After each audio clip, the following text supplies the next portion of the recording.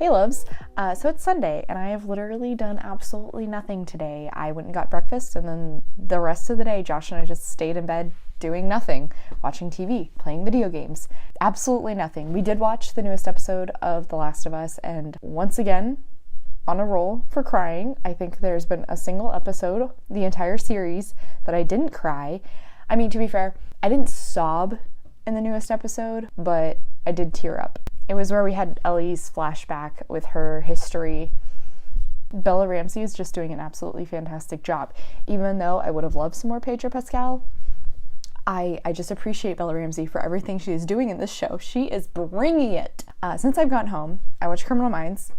I scrolled through a lot of Reddit, and now I'm like, okay, maybe I should actually get some reading done. So this is a traditional weekly vlog, meaning I am going to be trying to work on the books that I pulled from my TBR jars. So this was from my physical shelves. This was from my digital shelves. So although this was for my digital shelves, it was a second chance author. I have read something from Paula Braxton previously, and I gave it like 3.5 stars. I enjoyed it, but it wasn't something that I was like head over heels for. I haven't really thought back on it at all since reading it. I actually borrowed this from Josh's mom because she really enjoyed it, and so I thought, you know, this works out really perfectly. I can get a book off of my TBR, also a second chance author, and then I can give this back to her once I finish it. However, I'm currently 90 pages in and I don't care. I don't care at all. And the writing is just not my style. Let me find.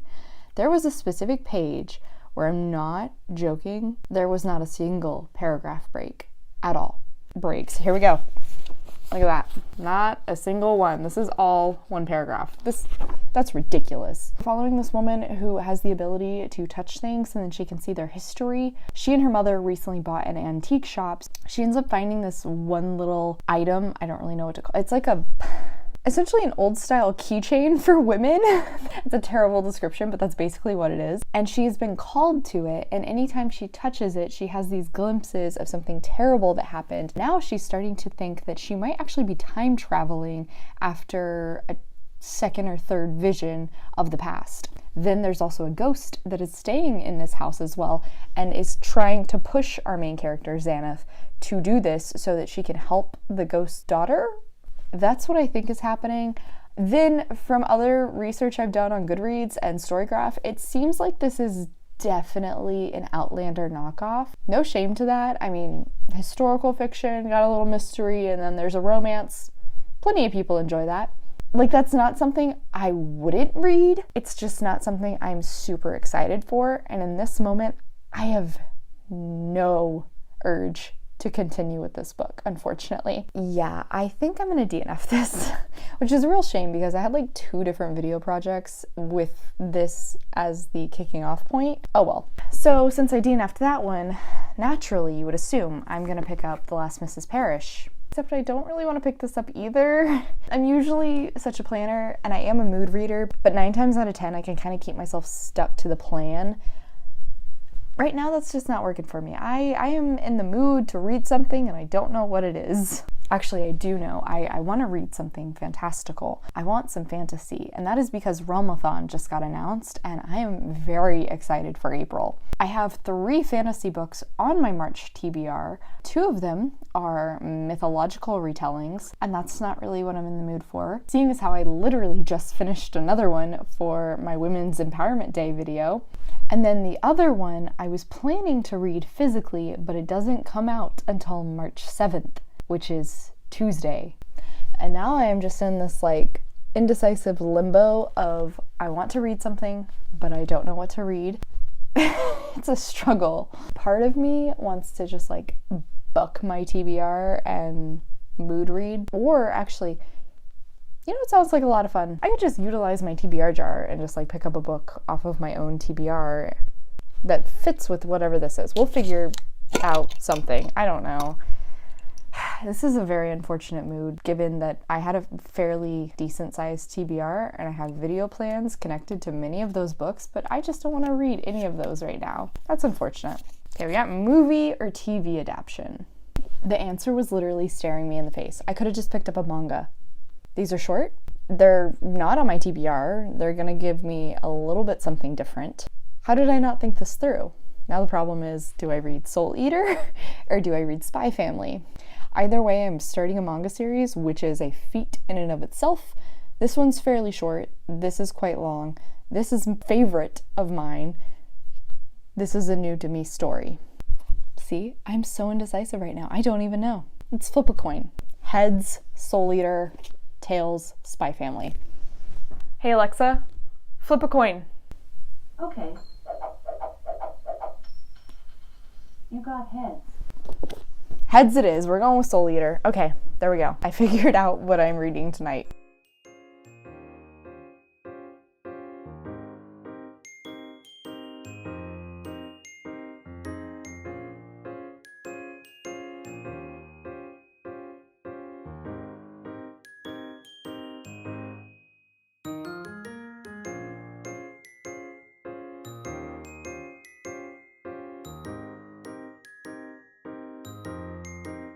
Hey y'all, happy Monday. I hope you had a good Monday because I sure did. My boss and I had lunch with one of our contacts at this very nice fish place and it was delicious. Then we actually went into the office because we had some clients come in, which is a whole thing because we've been having contracting work done at our office, meaning we've been all working from home for quite some time. I think that should be finished this week. And then finally we'll be back in the office. Not that I'm complaining about working from home or anything, but when you have to go back and forth sometimes it is a little bit of a pain. In regards to reading, last night I did finish Soul Eater Volume 1. I realized I actually never gave a synopsis of this manga series. So first off, I've never read this manga, but I have seen the anime that is based on it many a times. Soul Eater is my favorite anime, and because of that, I've been wanting to read the manga for a while. The manga has a lot more depth than the anime, and the story itself actually continues past where the anime ends. It's kind of hard to describe this in a simple way, but in this world, there are people who work for Lord Death, the Shinigami,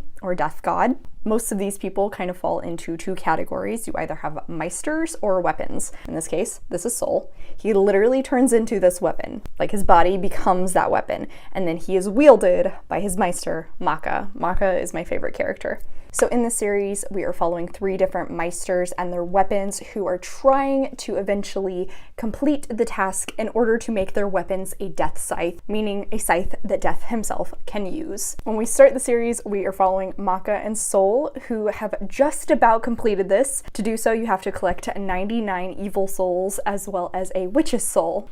However, something ends up happening and they have to start all over. Then, like I said, we also follow 2 other meisters and their weapons. We have Blackstar and his weapon Tsubaki. Blackstar is the worst and Tsubaki is a saint for putting up with him. And then we have Death the Kid, who is actually Lord Death's son and technically a Shinigami as well, but he wants to create his own weapons. He has 2, Patty and Liz. They are sisters. I adore Liz and Patty is just adorable. Clearly, you can tell I had a great time reading this. Even though I knew the story, I still adore these characters, so I was having a ton of fun with it. There's definitely a few jokes that did not age well. I believe this was originally published in like 2010, maybe? There are a lot more pop culture references in this than I remember there being, but I think it's just because they're very little things that you might not pick up on. There are others that feel like they are probably more relevant to Japanese comedy styles, but they're just so outlandish at times you can't help laughing along. But across the board, I had so much fun with this that yes, I did go pick up the next 2 in the series from Barnes & Noble today, just to read anything else right now. Was planning to get up this morning, take Faith on a walk, and listen to Stoneblind by Natalie Haynes, which I currently have the audiobook checked out from my library. That didn't happen. And then I really wanted to start into The Last Mrs. Parrish today because I need to read this book for this video. But like the more I think on it, the more I just don't know if I actually want to read this anymore. And it's kind of giving me a crisis moment where should I just unhaul this? Do I still actually want to read this? Or is it just like the mood I'm in right now? Do I actually want to read this, just not now? Which in that case, not great, seeing as how I'm supposed to be reading my TBR jar pulls for my weekly reading vlog. but it's just not appealing to me at all. I was hoping that Fevered Star would be out at Barnes & Noble and I could have picked that up and maybe a fantasy book would have appealed more to me, but it wasn't, and I'm not gonna have time to go to Barnes & Noble again this week. I'm in this very odd place right now with my reading where like I want to read, but nothing sounds good except for Soul Eater, so chances are I am just gonna keep on the Soul Eater train. I will figure out what I'm gonna do with this. I'm just gonna accept the fact that this probably won't get read in this video and debate on whether or not I want to actually keep this on my shelves, because the more I look at it, the more I think about it, the more I question whether or not I actually want to read this. This is awkward. Anyway, that is it for now. I'm gonna go take Faith on a walk and call my best friend because she called me earlier and I couldn't answer. And then I think I'm gonna do an ab workout and probably some editing.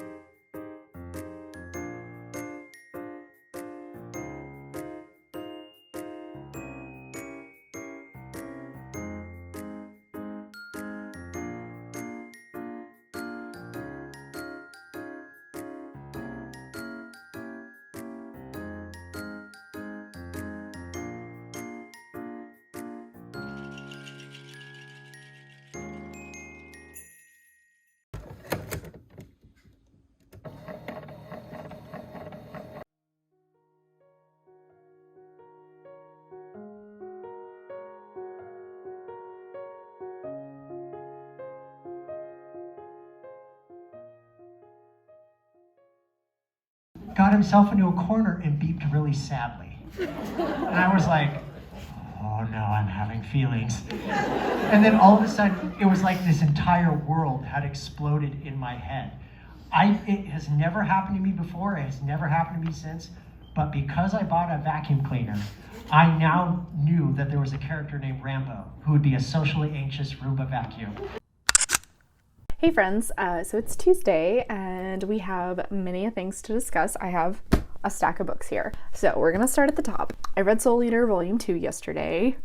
Continue to adore this group. There's definitely some fan service in here that every time it just makes me feel a little bit uncomfortable. But ignoring that, the humor hits perfectly. I love every single one of these characters, and also it's so interesting that like we've progressed so far into the actual meat of the main story already, even though I'm only in the second volume. And I say that because I think it's impressive that in the anime they actually dedicate like a single episode to every chapter, which explains why the anime cuts off at a certain point whereas the manga continues on. But that just makes me more intrigued to finally hit those points and see what is not in the anime. I also love in this one that we actually get to see some of the adult characters and their abilities. Specifically, we have Dr. Stein, who he's an ass and I love him, but he's also just crazy. And then Maka's father, who is actually the current Death Scythe Spirit, excuse me. It's pretty badass to see the full power and strength behind a completely trained Meister and a completed weapon. It's so cool, and showcases where our main characters could all possibly be someday. Maka and Soul have made some progress, so have Death and the twins. Blackstar and Tsubaki, not so much. And then in the little preview for the next one, we see that we're gonna get to introduce Excalibur. Here we go! Excalibur, Excalibur. Because I mean, how can you create a world where weapons are also human beings and not talk about one of the most well-known weapons of all folklore? Except Excalibur is he's not the worst, but like, oh, he's a lot. And I'm very intrigued to see how that translates on page. This one I enjoyed more than the first. I think like the first I'm at like a 4-star and this one on a 4.5. I wouldn't be surprised if a lot of this series is 5 stars, honestly. Now, last night, I think actually having finished like 2 books and now being at 4 books for the month kind of put me in the mindset of like, okay, I can do this, I can keep reading. So I made a poll on my Instagram last night before I went to bed asking what book should I pick up this morning? I had mystery, a manga, and a mythology retelling. Mystery ended up winning, so I actually did start Into the Last Mrs. Parrish. I said mystery, I think thriller would have actually been more appropriate, but whatever. I'm not hating this. I'm actually a little intrigued. We have our main character, Amber, and basically we find out she has gone through this entire plan, has been working this out for years so that she can essentially steal Mrs. Parrish's life. She is planning to become the new Mrs. Parrish. She really has finagled her way into this woman's life, and it's creepy, but also fascinating. And like, on one hand, I despise Amber and what she stands for, but on the other hand, I can't help but want to know where this is gonna go. I'm only like 30 pages in though, and this is around 400 pages, so we still got some time to go, but here's hoping that I will continue enjoying this. So I did still work from home today, and nothing particularly interesting happened, but Josh got me tickets for a TJ Klune event that was originally supposed to be in January, but actually got rescheduled due to an ice storm. So we finally went to that tonight, and while I was driving over to the place where we met, I listened to the audiobook of Stone Blind, started into that. We're already alternating between many different characters. Some of them I do know, some of them I don't. We see some from Zeus, we see from the Gorgons, we see from Medusa herself, we see from some of the other gods like Hera, Poseidon, Athena. I don't really feel particularly strong about anybody thus far, excluding Medusa. She's about 16 right now, and I like that we saw a little bit of her happiness and normal life before we jumped right into the tragedy bits, but we're close to the tragedy bits, and I'm not looking forward to it. Anyway, for the rest of this, yeah, we went to the TJ Klune event. It was a lot of fun. He is a great speaker. I actually took 3 of the 5 books I owned with me because I've actually read these 3, but technically there were only 2 books allowed for every one person. But Josh didn't bring any books. He was just being a good boyfriend and supporting me, meaning I was able to get all 3 signed. This one he actually personalized. Of course, I had to choose House in the Cerulean Sea for that, seeing as how this is my comfort read. I've reread it so many times. I told him how important this book is to me. And he also put pack, pack, pack in Wolf Song, which, like, I know it's such a simple thing. It's so small, but like, it got me right in the heart, okay? He also made me very excited for In the Lives of Puppets, which comes out in April. I really want to get my hands on that one so badly.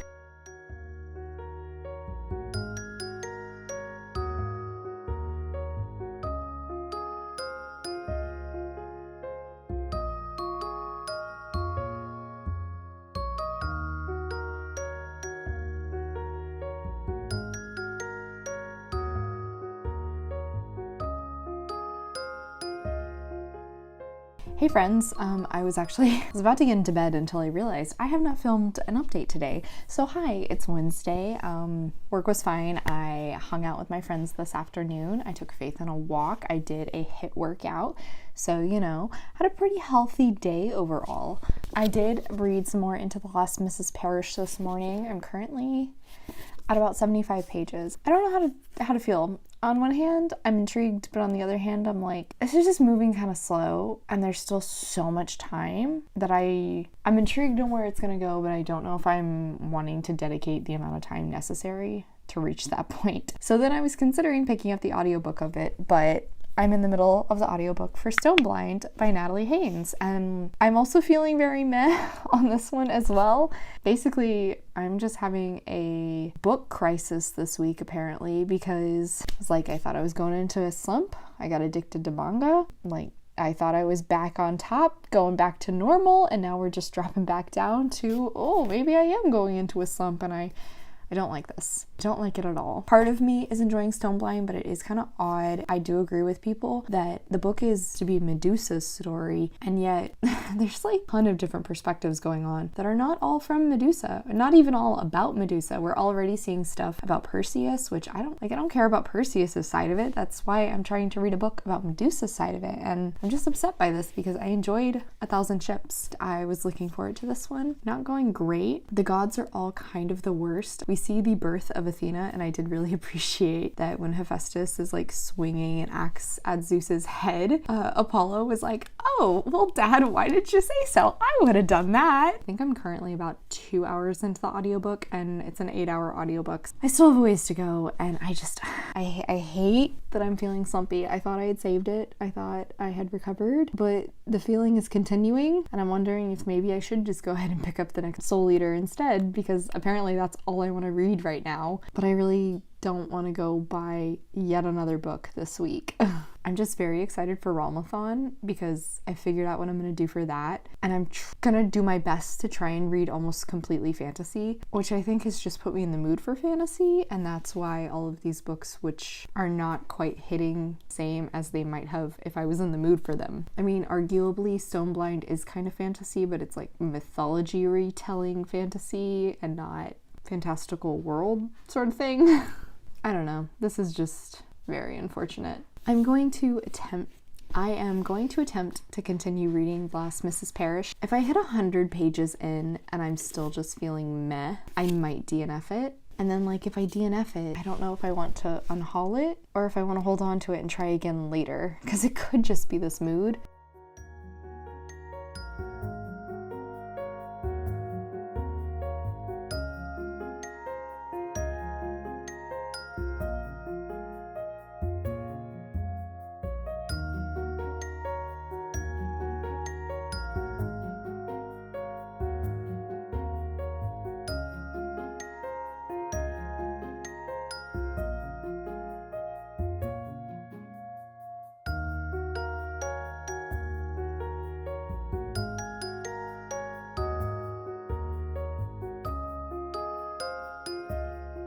Hey y'all, so it's Thursday and today was the day. I hate tax season. I hate it deeply. I hate it so freaking much. But I did go to the dentist and good news, no cavities. My niece had a choir show tonight, but unfortunately traffic was just an absolute nightmare and it's been raining for most of the day, which made traffic even worse. So we didn't end up going, and I'm still a little bummed about it, but it's fine. It's fine. I just feel like a bad aunt. Anyway, I've wallowed enough. My parents came back and we've basically just been watching Criminal Minds, even though I definitely should have been editing, but it's not a big deal. In regards to reading, so last night I did continue into The Last Mrs. Parrish a little bit further, and after I finished, I once again internaled my inner turmoil of whether or not I should continue this book, whether I should DNF it, whether I should just unhaul it. Because part of me is enjoying it, but on the other hand, I realized I've probably read this book for maybe about 3 hours now. I'm hardly 100 pages in. That's not super slow for reading speed, but for me, it definitely is on the slower side, which made me realize I just don't think I'm quite as engaged with this story as I'm wanting to be. So then I considered maybe I should like listen to the audiobook and sort of force myself through it. That'll kind of help if I immersion read, it'll keep me on track, but I just didn't want to. After talking it out with Josh last night, I came to the decision that instead I was going to pick up a book that I've been really excited for, is continuing a series that I've loved previously, and I know I really enjoy these authors' works. Though I have not officially DNF'd The Last Mrs. Parrish, I've just put it on the back burner. I have started into The Wrath of Wolves by Kelly York and Rowan Altwood. I don't think I've talked about this book in this video yet. This is the third book in the Dark is the Night series, which is a historical paranormal mystery with queer romances. It's a lot going on, but I love all of it and it all feels very well incorporated. The first book actually has a bit of a dark academia theme going on as well. We're following two guys who go to a all-boys boarding school and they end up connecting with a ghost and then getting embroiled into a mystery. The second book follows that same couple as they are now adults and they have basically become like spirit investigators. Now in this third one though, we are following a different couple who we met in the first book. They were very close friends. I think, yes, they were roommates actually. We see a little bit of feelings between the two of them in, I think it was 2.8, which was the novella between the second and third book. So in this one, we are following both of them. They're adults now, and they are actually traveling to America with some sort of a paranormal box thing, acting as though they are James and William from the first two books. So we have Preston, who is kind of a jock. He has a bunch of little sisters, and his parents are farmers. He's very charming, he's very outgoing, but like he's not the smartest guy. And then on the opposite side, we have Benji. His father is a very well-bred man. However, his mother was a Asian woman that his father had an affair with. So while Benji was brought up around a lot of money and was always given the best education, he definitely didn't have have the healthiest home life because his father basically ignored him all the time, and anytime he did acknowledge him, it was not great, let's put it that way. So in this one, he decides that he's going to go with Preston to America, basically run away from his problems, and guys, the beautiful slow burn tension between these two, they're absolute best friends. They both have feelings for one another, but they don't really know how to go about acknowledging them. They don't know how to go about talking it out with the other person. They're both aware of James and William's relationship, but they're not quite sure if that's the same feeling they have for their partner. It's so freaking cute. I love it. Their opposites attract is just very adorable, but in the alternating perspectives, we definitely see that they long for the other person. Preston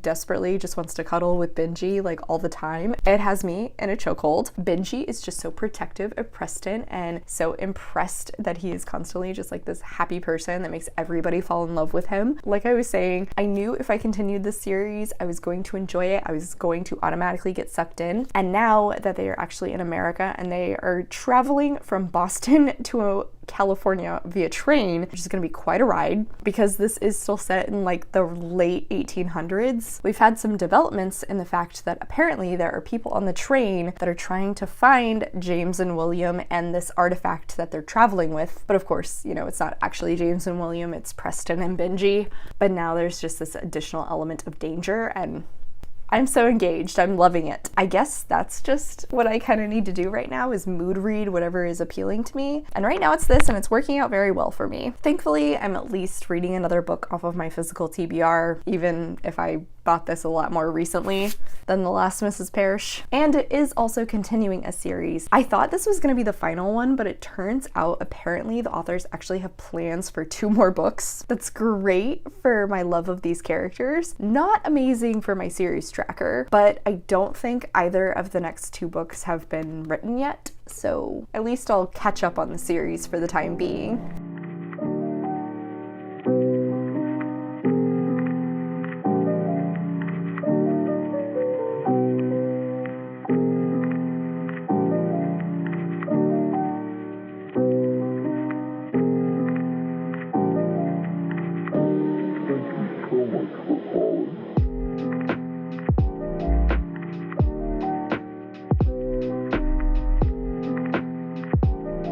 Hey y'all, happy Friday. So yeah, this lighting setup, not great, but I need to film this because I'm about to go over to my brother's.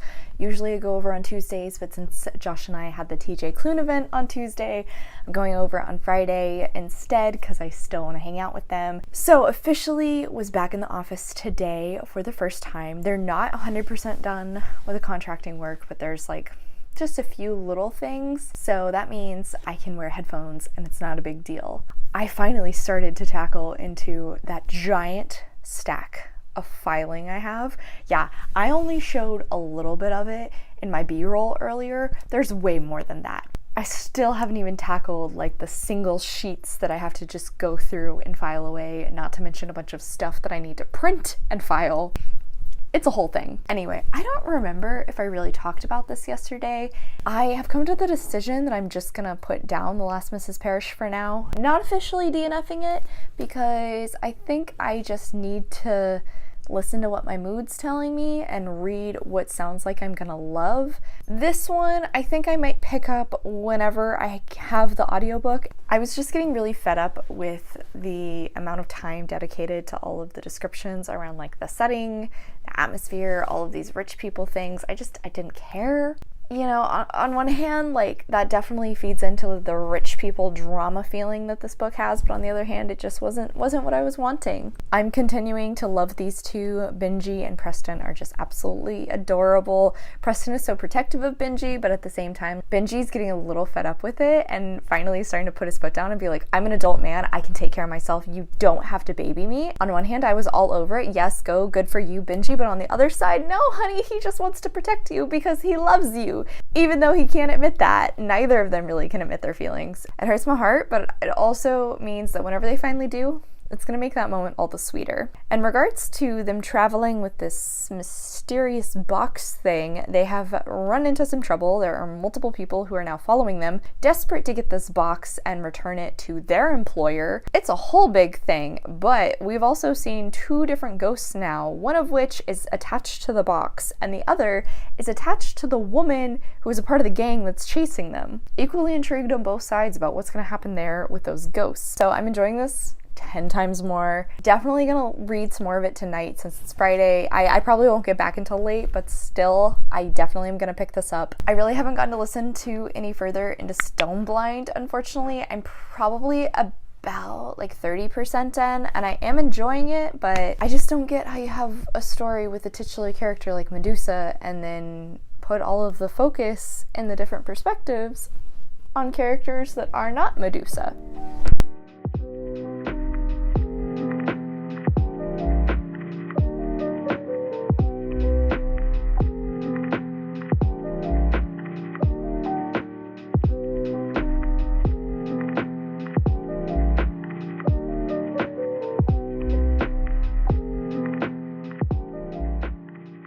Guys, so I'm at Josh's, but I wanted to update real quick because this will probably be the last talking update. I have surpassed about 230 pages into The Wrath of Wolves, continuing to love it. There is this fun element that gets a lot more paranormal mystery. We've finally seen some progress in Preston and Benji's relationship, and it just makes me so happy. They also had this great heart-to-heart where they were talking about the fact that they keep keeping secrets from one another, trying to protect the other person, but that's not fair to the other person because it's taking away their autonomy. And it was just so mature and well handled. I adored it. Started to listen to Stoneblind while I was driving over to Josh's. I actually ended up calling my grandma instead and just kind of catching up with her. However, when I finished that phone call and tried to start Stoneblind, turns out apparently it got returned to my library. Didn't realize I had such a short time left on it. I've already put in for a physical copy that should hopefully be back in the library within the next few days, so I can continue it physically then. Instead though, for the last bit of my drive, I downloaded the audiobook for The Last Mrs. Parrish because I thought, you know, I bet I could work through this pretty well via audio. That'll definitely help with all the long descriptions about the rich people and the food and the setting and the clothing and all that crap that I just don't really care about. I got through about another chapter. Our main character,